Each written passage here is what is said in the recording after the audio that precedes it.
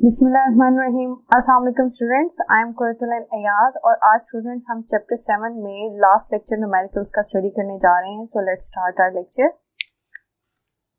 जी students, numerical में हम further question number 20 को डिस्कस करेंगे। क्वेश्चन नंबर 20 की स्टेटमेंट है, if heat of neutralization of HCl and sodium hydroxide is -57.3 kilojoule per mole, यानी जब एसिड और बेस का रिएक्शन हुआ, एसिड हमारा HCl है, बेस यहाँ पर सोडियम हाइड्रोक्साइड है, ये जब आपस में रिएक्ट किया तो क्या न्यूट्रलाइजेशन रिएक्शन होता है, सॉल्ट और वाटर बनता है और कितनी अमाउंट ऑफ हीट जो है वो इवॉल्व हुई, that is -57.3 kilojoule per mole.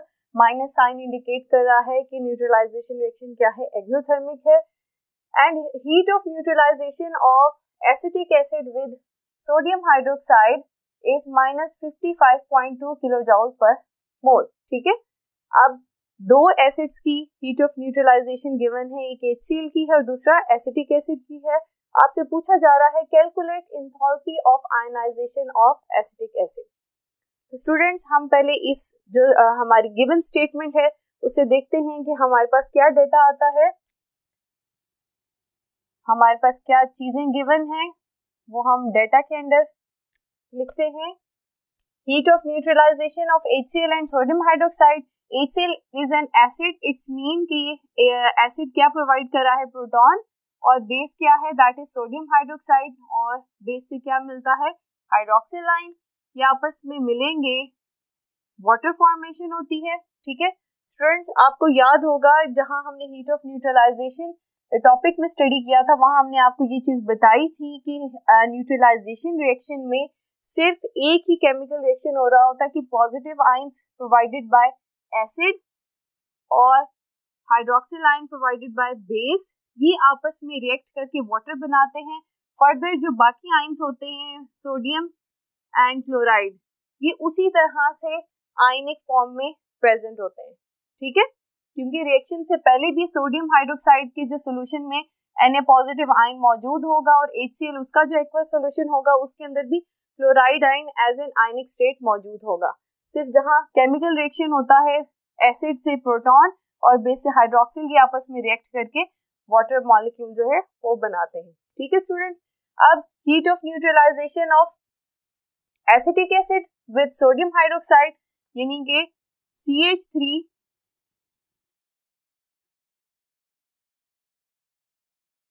Base के लिए सोडियम हाइड्रोक्साइड की जगह हम हाइड्रोक्सिल आयन खाली लिख रहे हैं, दैट इज द बेस, और ये रिएक्ट करके क्या बनाएंगे, वाटर एज लिक्विड, और साथ में CH3 एसीटेट आयन जो है ये आयनिक फॉर्म में, एक्वस फॉर्म में मौजूद होगा।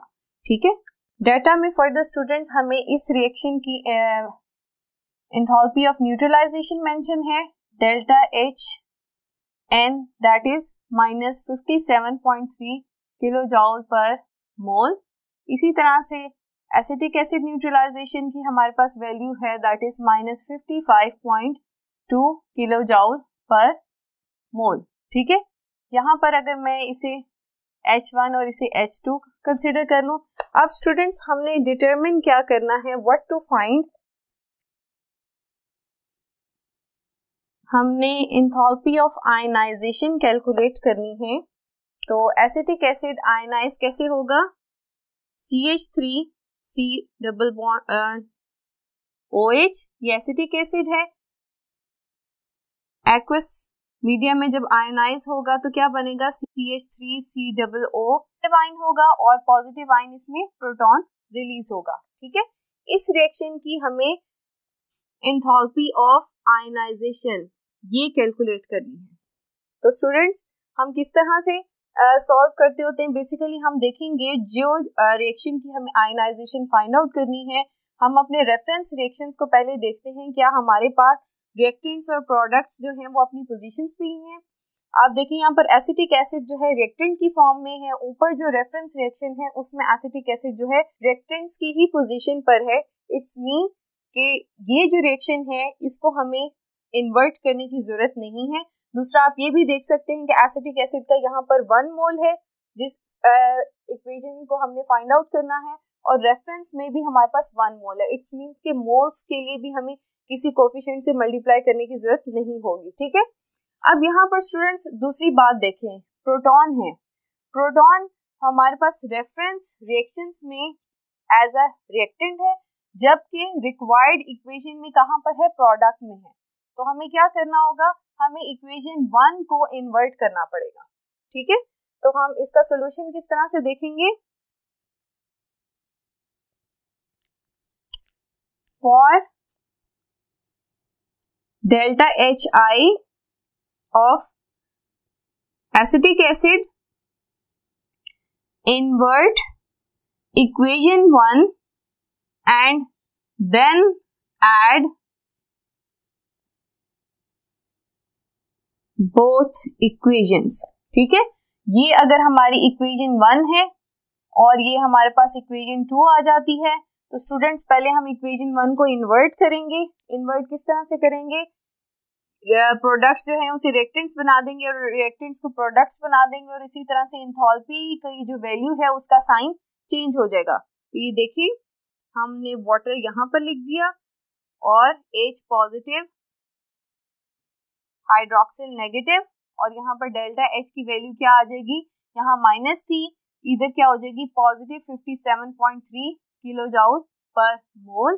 दूसरी हम एग्जैक्ट यही इक्वेशन एड अप कर देंगे, CH3COOH plus hydroxyl ions, that will give water and acetate ion, ठीक है। अब स्टूडेंट्स हम देखेंगे कि इस रिएक्शन की क्या एंथैल्पी थी, that is minus 55.2 kilo joule per mole. Students क्योंकि ये इक्वेशन जो है इन्वर्ट नहीं हुई, इसलिए इसकी वैल्यू हम एज इट इज मेंशन करेंगे, ठीक है स्टूडेंट्स। अब हम इन दोनों इक्वेशंस को एड अप करने जा रहे हैं। तो स्टूडेंट्स आप देखें कि हाइड्रोक्सिल आयन यहाँ रिएक्टेंट्स में या प्रोडक्ट्स में ये कैंसिल आउट हो जाएगा, वाटर यहाँ रिएक्टेंट में या प्रोडक्ट में ये कैंसिल आउट हो जाएगा। आफ्टर कैंसिलेशन हमारे पास फाइनल इक्वेशन क्या आएगी, acetic acid that will ionize and form H positive ion plus acetate ion. तो स्टूडेंट्स हम इनकी एंथैल्पी ऑफ आयनाइजेशन कैसे कैलकुलेट करेंगे, इन दोनों को हमने एड अप करना है, ये भी एड अप होंगी और डेल्टा HI कैलकुलेट करेंगे। कैलकुलेटर से एड अप करते हैं इन्हें। स्टूडेंट्स हमारे पास आंसर है 2.1 किलो जूल पर मोल। ये है हमारे पास enthalpy of ionization for 1 mole of acetic acid, ठीक है स्टूडेंट्स। बहुत ही सिंपल न्यूमेरिकल था। अब हम लास्ट न्यूमेरिकल्स काफी ज्यादा प्रैक्टिस हो चुकी है, तो अब न्यूमेरिकल्स को सॉल्व करना आपके लिए प्रॉब्लम नहीं होना चाहिए। नेक्स्ट क्वेश्चन की तरफ प्रोसीड करते हैं। क्वेश्चन नंबर 21 है, इसका स्टूडेंट्स पार्ट ए है, एटमाइजेशन एनर्जी और लैटिस एनर्जी को हमने डिफाइन करना है। स्टूडेंट्स इस क्वेश्चन को हम टॉपिक वाइज जो है डेफिनेशंस में कवर अप कर चुके हैं, आप वहां से कंसल्ट कर सकते हैं। Part B is draw a complete and fully labelled Born Haber cycle for the formation of KBr, ठीक है। वो क्या कह रहे हैं आपको, KBr का बॉर्न-हैबर साइकिल हमने ड्रॉ करना है। तो स्टूडेंट्स हम ड्रॉ करते हैं। सबसे पहले हम देखते हैं कि पोटेशियम किस फॉर्म में होता है, सॉलिड स्टेट में, तो हम इसे ऐसे एस सॉलिड मेंशन करेंगे। और इसी तरह से स्टूडेंट्स हमारे पास ब्रोमीन जो है दैट एग्जिस्ट इन Br2, और ये क्या होता है, लिक्विड स्टेट होती है। स्टेट स्टूडेंट्स हम रेड में लिखते हैं ताकि हम प्रोमिनेंट कर सकें, ठीक है। ये एड अप होकर क्या बनाएंगे, KBr सॉलिड फॉर्म, ठीक है। KBr का क्रिस्टल लैटिस बनेगा, ठीक है। तो ये हमारे पास ओवरऑल इक्वेशन है। और इस एनर्जी चेंज में यानी when solid potassium and liquid ब्रोमियम reacts, यहाँ पर हाफ ब्रोमीन रिएक्ट करेगा क्योंकि हमने अपनी जो इक्वेशन है बैलेंस रखनी है। तो इसमें जो एंथैल्पी चेंज आएगा उसे हम क्या कहते हैं, delta HF, enthalpy of formation of KBr, ठीक है स्टूडेंट्स। बॉर्न-हाइबर साइकिल में इसके फर्दर स्टेप्स देखते हैं कि कौन से डिफरेंट रूट्स हैं जिससे ये केमिकल चेंज हो सकता है। तो ड्रॉ करते हैं। फर्स्ट स्टेप क्या होगा, पोटाशियम जो है स्टूडेंट सॉलिड स्टेट में है और हम इसे किस में कन्वर्ट करेंगे, गैसियस स्टेट में या एटॉमिक स्टेट में। ये जो है गैसियस फॉर्म में आएगा, एटॉमिक फॉर्म में आएगा और यहाँ पर जो हीट चेंज आएगा delta H, atomisation of potassium, ठीक है, इस तरह से। और इसी तरह से सेकंड स्टेप क्या होगा, ब्रोमीन जो लिक्विड स्टेट में है इसे हम एटॉमिक या गैसियस फॉर्म में कन्वर्ट करेंगे। यहाँ ये मॉलिक्यूलर फॉर्म में था और ये गैसियस फॉर्म में कन्वर्ट हो गया है, तो यहाँ पर क्या आएगा, delta H, atomisation of Br, ब्रोमियम, ठीक है।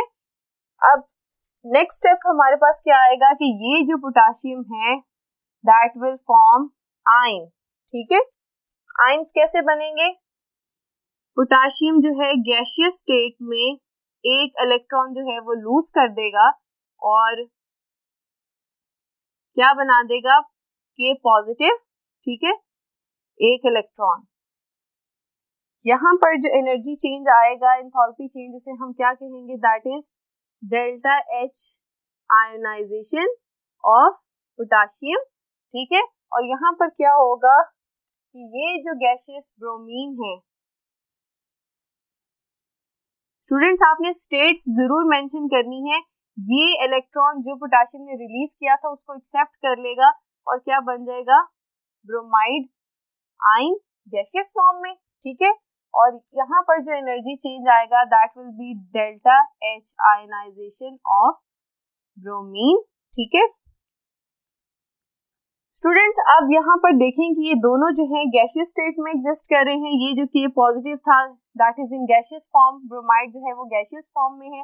अब ये दोनों आयंस जो हैं आपस में कंबाइन करेंगे और इनके कॉम्बिनेशन से हमारे पास क्या बनेगा, KBr, ठीक है। When opposite gaseous ions combine to form solid ionic crystal, तो जो हीट चेंज आएगा या एंथैल्पी चेंज आएगा उसको हम क्या कहते हैं, डेल्टा एच एल।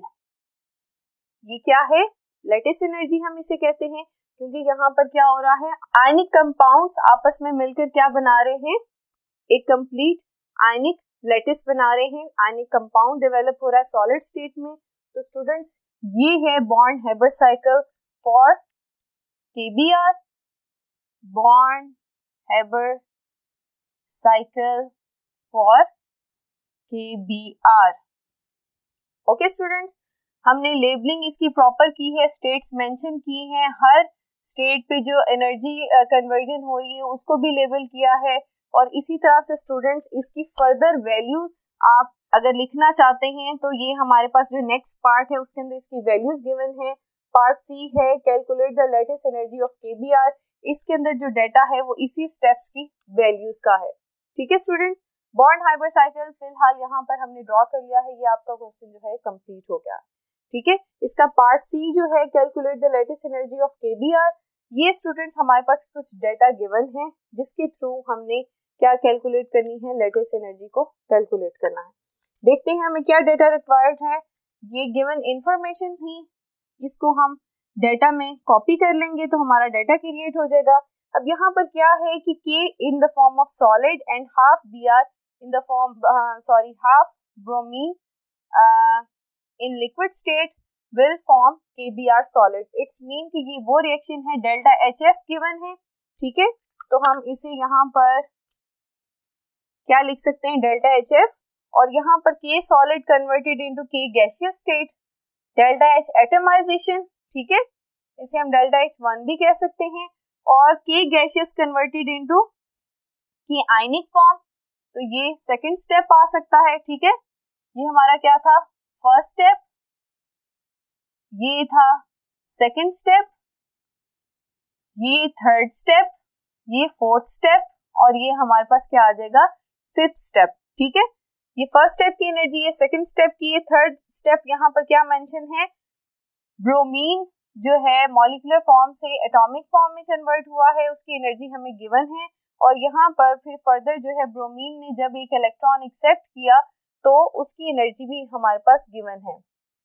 यानी स्टूडेंट्स इन 4 स्टेप्स की हमारे पास एनर्जी गिवन है और डेल्टा एच एफ जो डायरेक्ट केमिकल चेंज आया है उसकी एनर्जी भी गिवन है।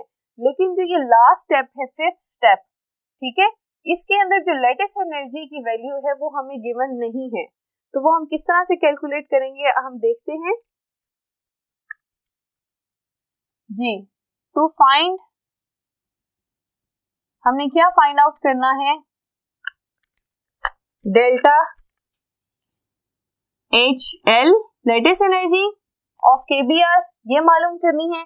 तो स्टूडेंट्स आपको याद होगा फॉर्मूला हमने बॉर्न-हाइबर साइकिल के लेक्चर में स्टडी किया था कि delta H F is equal to delta H X plus delta H L, ठीक है।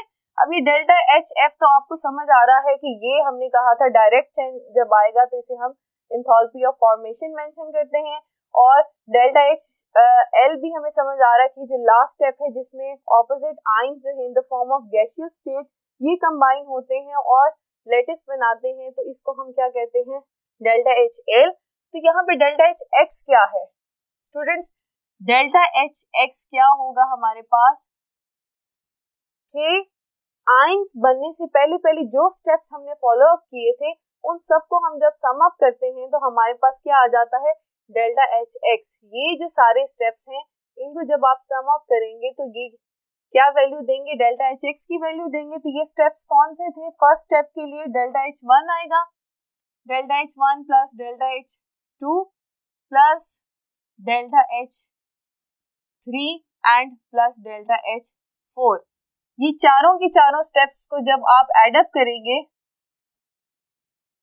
तो हमारे पास किसकी वैल्यू आ जाएगी, डेल्टा एच एक्स की वैल्यू आ जाएगी। तो हमने फाइंड आउट क्या करना है, डेल्टा एच एल। तो फॉर्मूला रीअरेंज करते हैं, हमारे पास फाइनल फॉर्मूला क्या आएगा, delta H L will be equal to delta H F minus delta H x.